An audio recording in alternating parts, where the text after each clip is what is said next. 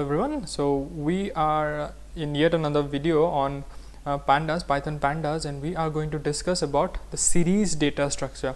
So in our previous video we talked about pandas as a whole, and the data structure that it offers is series and data frames.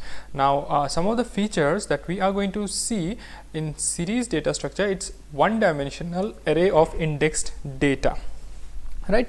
So in a way, series data structures are built upon NumPy arrays, but the benefit of a series data structure over a NumPy array is that in NumPy array the indexes are usually numeric, that is starting from 0 all the way to n. But in case of a series data structure, we can precisely define the indexes. That is one of its benefit. The second part is that you see basically a series data structure consists of two parts: an actual array of data, that is an array that is a NumPy array that actually stores the data, and an associated array that contains of the indexes, right? So as compared to earlier, we can create an one dimensional data structure where the indexes can be defined by ourselves, right? And another important thing is that to use series data structure we have to import pandas, because series data structure is offered by pandas, and by default panda is not present in the standard library, so we have to import it.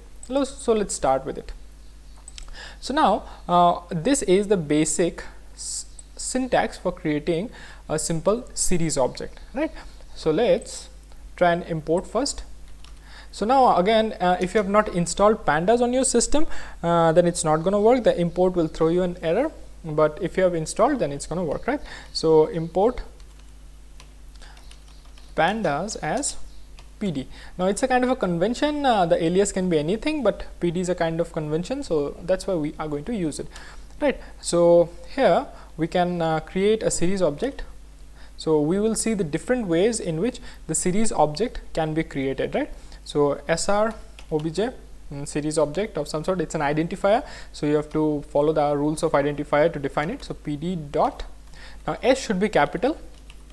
To create a series object, every time S should be capital, right? So now we do remember this particular function has 3 arguments to it. So imagine by default everything is none, so even if you want to create an empty series, that is how you create it. We are not providing any data in it.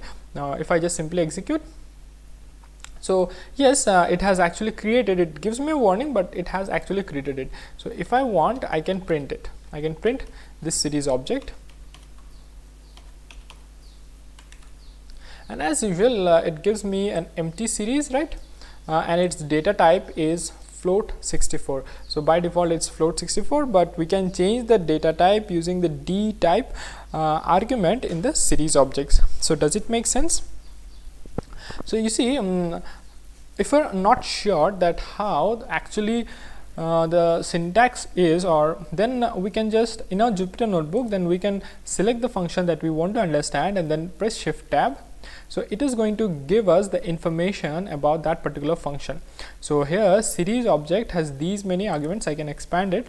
So it can take data, it can take an index, it can take a D type, that means data type, it can take name, copy and fast path. So these name, copy and fast path are not that much important for us.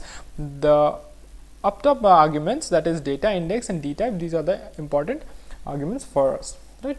So again, if you want to know this particular data structure in a greater detail, then there is docstring and everything, the information about the parameters and everything. The same thing you can find in our blog post also, right? Written in a easy way. We are going to create some series objects, right? So first is the empty series object that we have already created. So this is how you create an empty series, but again there is no point in it. So now we are going to create a series from a sequence, right? So we are going to create a series from sequence. So let's see what we can do. So as the import has already been done, so I'm not going to import it again. So we are going to follow the similar path. So we are going to create series from sequence objects. So first we will create it from a list. So we are going to put some numbers in it. Okay. So we have 4 integers in it. So we will try and create a series from a list. So what we are going to do, again an identifier, whatever you want to name is good, pd dot series. Within that we can just simply pass it. Now I can just write data is equal to ls, that will also work, no problem with that, or I can just simply pass ls, still it's gonna work. So does it make sense? And so from list we can do that. Now let me execute it. I'll just print it also at the same time, print sr object, right, and let us execute it. So as usual we can see it has created a series object from a list. Now as we said that a series object or data structure basically consists of two parts, an array of values. So this is my array of values 12, 13, 14 and 15, and an array of indexes. The indexes by default, if you don't provide an index, it will be 0, 1, 2, 3, right. So now if I want we can change the indexes also. So let's see how to change the index. So what we are going to provide is the index argument, and in it we can again provide a sequence. Now remember, a scalar is not going to work, like a simple number will not work. Even if it's only one data and we have only one index, still it has to be put into a sequence, right. So because these are 0, 1, 2, 3, we will try and do something else, maybe some alphabetical indexes, right, A, B, C, D. Oh, I missed B, right. So I'll put B in here. So again 4 data, 4 indexes, and let's execute it. So as usual we can see that now, as earlier it started from 0 and went all the way to 3. So now we have indexes that we supplied A, B, C, D. So does it make sense? So this is how we can create a series object from a list as well as provide indexes, right. So now the similar behavior can be done with other sequences also. Now I can create a series object sr obj, and again we will create a series object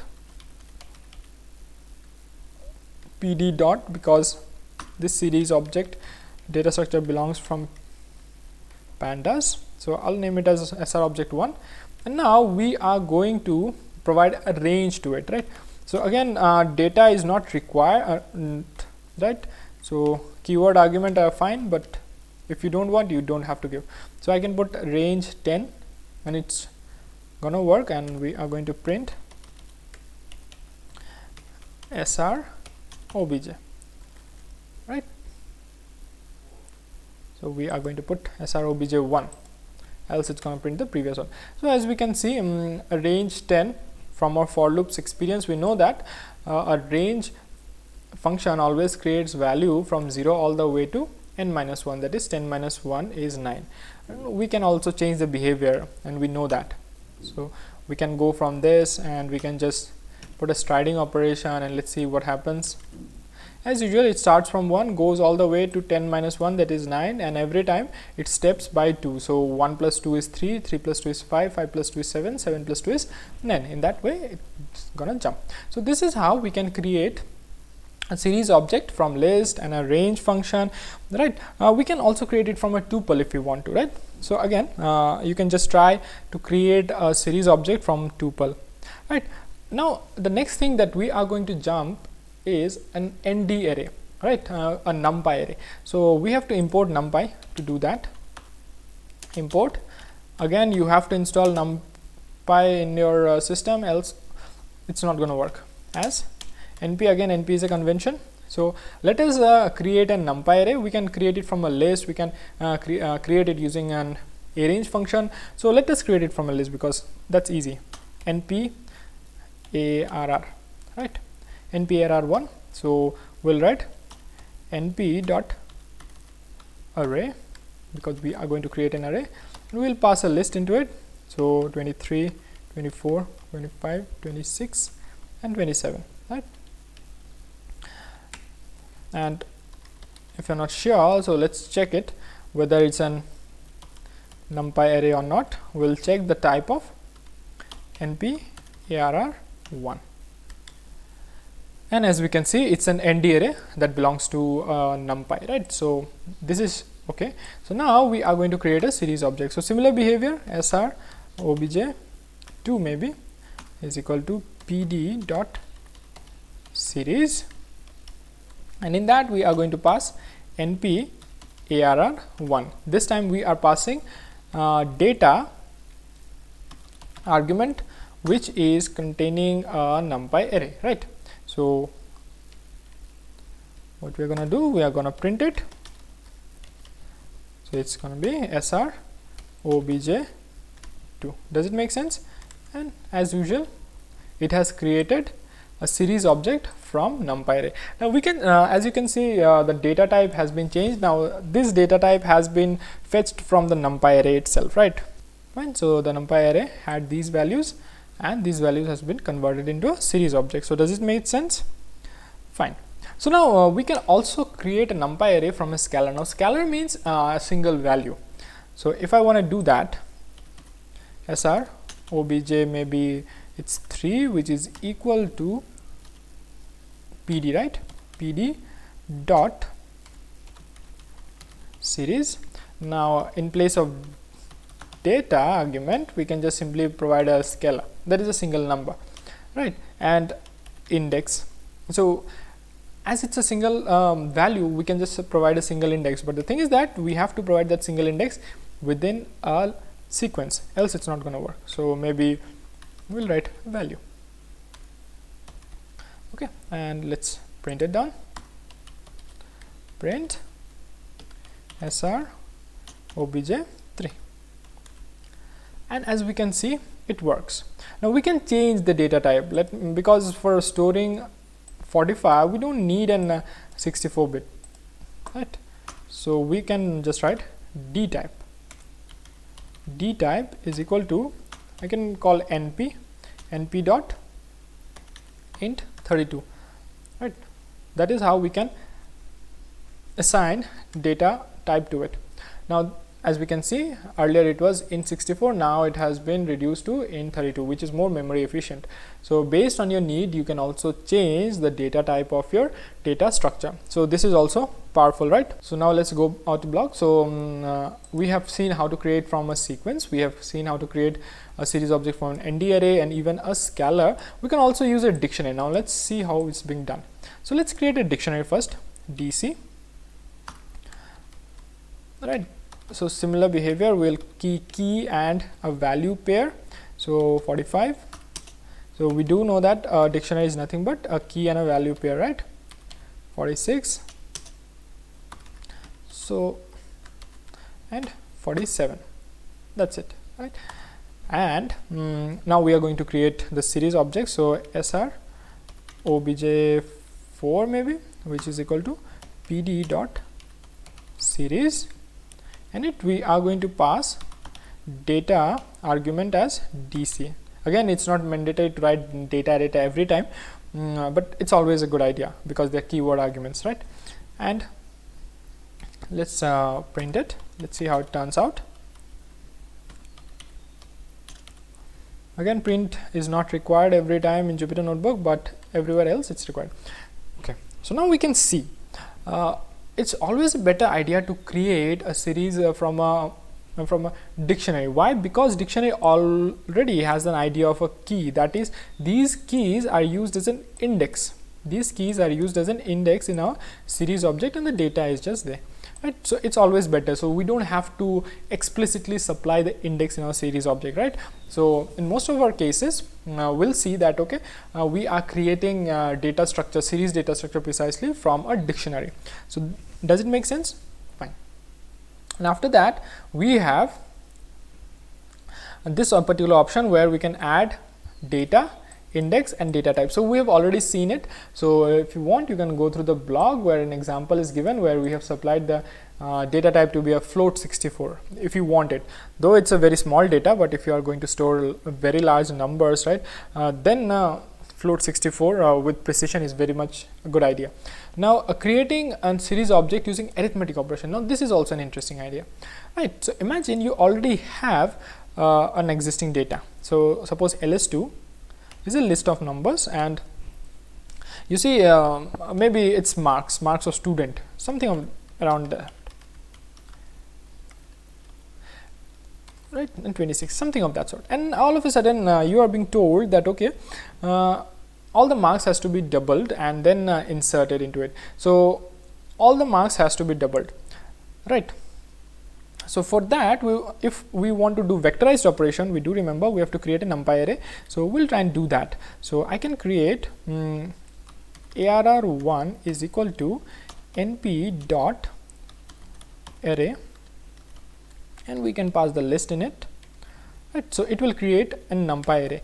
Now because it's a numpy array, we can perform vectorized operation. That means what? If we multiply any particular scalar or a number to this particular object, then each and every object of the numpy array will get multiplied, right? So let's see. So using this particular idea, we can just directly create a series object. So sr obj5 is equal to pd dot series. Within that, the data argument, we can just put within first bracket, we can just put arr1 times 2 maybe, right? And again we will print it sr obj5, right? Let's execute it.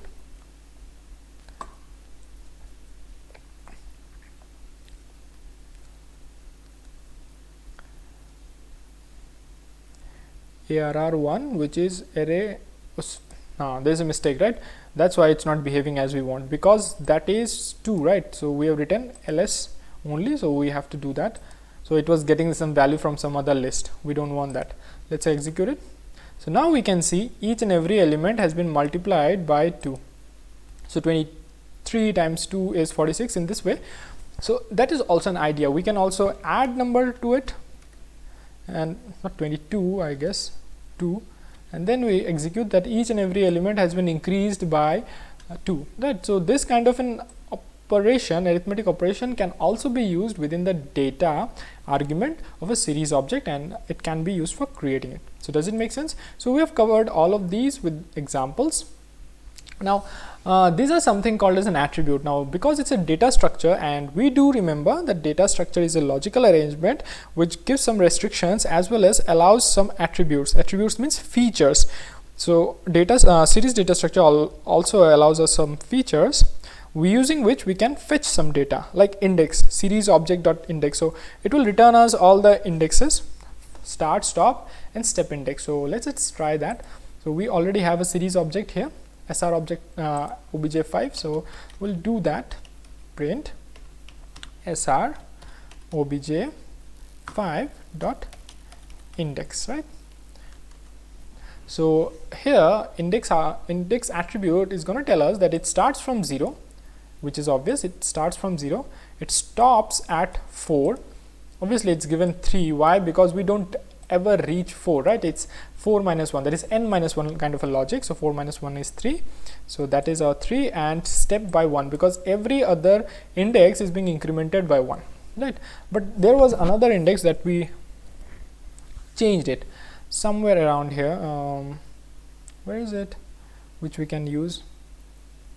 Okay, can we apply a index to this also? Let us see how it turns out. Print sr obj4 dot index. It's not a function, remember that, it's an attribute, so that's why we don't add parenthesis to it. Again it says that the index starts from a, stops at c, which is from a to c, okay, and it's b, and again we will not have a step because the idea of step doesn't exist. We are not adding anything in here, and the data type is object. Obviously it's a series object, right? So does it make sense? So now we can just go ahead and check all of these attributes. So create different kind of series object and apply these attributes on it. The definition or the use of these attributes is also written in here, so if you want you can check it out, right? So certain examples are also given. Now another important thing is that the operations that can be performed on a series data structure, right? So accessing an element, slicing the elements, right? Modification of an element, vectorized operation, arithmetic operations between series objects, then a re-indexing can also be done, right? Then dropping, right? So let us just check it out. What are the operations? Because most of the time that is our target, right? To store the data in a series data structure, then perform operation and fetch some sort of a meaning out of it, right? Or use the data for other operations. Does it make sense? So how do we access an element of a series object? So here we already have this particular series object, right? So let me just print it down again. Print sr obj, this 5, right? Yeah, sr obj 5. What happened? Oh, the O is capital. Yeah, so when I do that, what I'm actually getting, I'm getting the entire series object. At certain times this is not what we want. We just suppose we want this particular value 27. So in that scenario we have to refer it using the index value. So what we can do, we can write print then the series object 5, that is its name, and then using square bracket, just like we did in list, using square bracket we can refer it. So it's an integer, so if you want we can just pass 2 in it and execute it, and as usual we can find 27. Does it make sense? So it behaves just like a list, more or less. So that is the benefit you see of using Python. Most of the coding is just kind of a homogeneous, so they are similar, whether you access a list, a tuple, you see, or a numpy array, they have a similar kind of a coding. So it's the best part about Python, that you don't have to learn too much of a different coding and remember it, right? Okay, fine. So that was about accessing an individual element. So imagine I want to access a slice. Just like we did in list, we can also do the similar thing in a series object also. Suppose I want 26, 27, right? So we are not going to use individual indexes, rather we are going to use a slice in here, right? So obj, it should be sr, right? Sr obj 5. So within this we are going to pass which index we are going to start from. We are going to start from 1, right? So we do remember how to do it. Then colon, then we will go up till 3, because we don't want 3 but we want the 2 index, so that means 3 minus 1 is 2. So we will put 3 in here. Let's check how it turns out. As usual, whatever we wanted, and 26 and 27 has been printed. So using a colon, right, that is start index, then colon, then the stop index, and stop index minus 1 is the value that will get displayed. Does it make sense? So this was all about slicing an element. The similar idea of a striding can also be done. So we'll also check striding, though it is not in the blog, but we'll check it. Striding you do remember, right? So striding was the idea of jumping in between. So imagine I want only 2 values, 25 and 27. So for that we can use a striding operation. Let us do it. Print again sr obj 5. We are going to pass all the arguments. So starting from 0, right?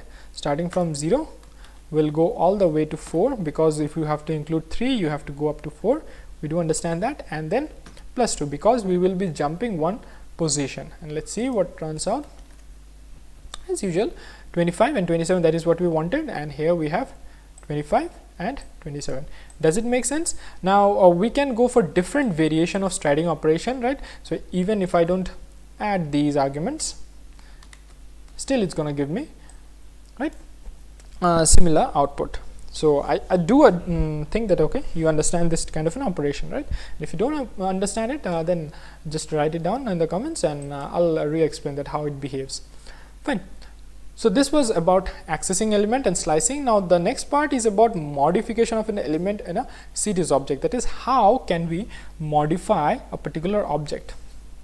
Similarly, we can do this behavior. So I'll print our series object again, sr. So this time I'm not using print, but if you're using some sort of a spider or idle, ideally, then you have to use print. But if you're using Jupyter, you don't need it. So imagine I don't like this number, right? For some reason I want to change it. So maybe from 27 I want to make it like 29 or something. So using single indexes we can do that. So sr obj 5, which index do we want to change?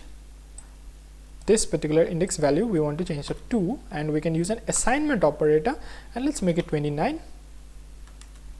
And if we execute, now let us check whether it has been changed or not. Sr obj 5, and as usual we can see from 27 it has changed to 29. Does it make sense? Fine. So this was about changing individual element. Now if we want, we can even change a particular sequence, right? We can we can perform some sort of a slicing operation and then assign values on that particular slice operation and get it done, right? So all I have to do is perform a slice on it and then assign values to it.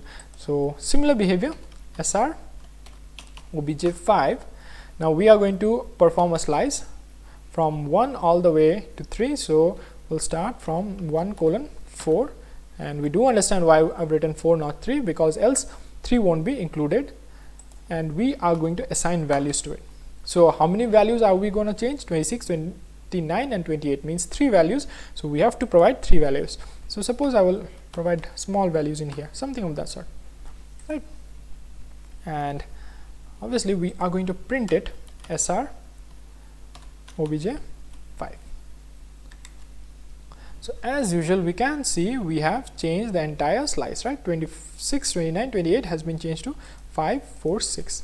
Does it make sense, right? So imagine what will happen if we don't provide those many attributes.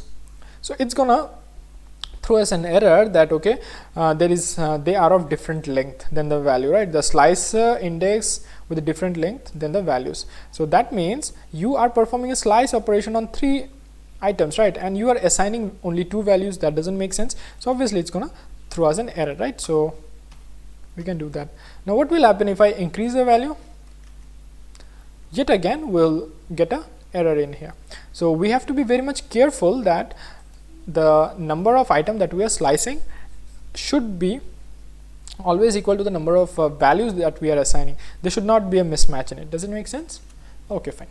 So this was about updating or changing the value of or modifying the value of an element in series. Now the next thing is a vectorized operation on a series object. Now this is a generalized syntax. Now this is a series object, then we have an operator of some sort, and then we have a scalar. Scalar is nothing but numbers, right? In its simplest form, this is a number.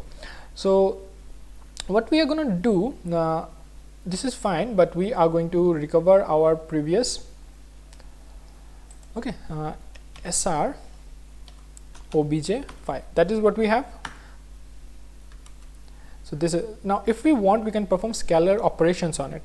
So if I do something of this sort, times 2, right, and then I run it, so we can see each and every individual object has been changed individually. So this is one this is why we can say that okay, you see a series object is based on the numpy, because in numpy also we perform a vectorized operation. But if we would have performed the similar kind of a multiplication operation on a list, what would have happened? The list would have been replicated twice, not the individual elements. So this is what happens in a series object, and the same thing happens in data frame also. We'll discuss about data frame later on. So whatever operation we do, if you want to subtract 2 from object, so each and everything gets subtracted. So 25 minus 3 is 2. So in this way it is getting. So now the actual series object is not changing, right?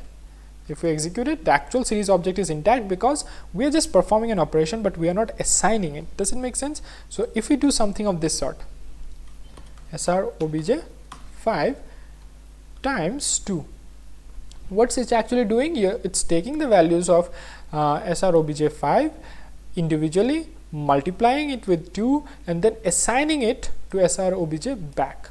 So if we do that, right, and now if we print SR obj5, so as we can see, it has permanently changed. Does it make sense? Now obviously we can fix it, right?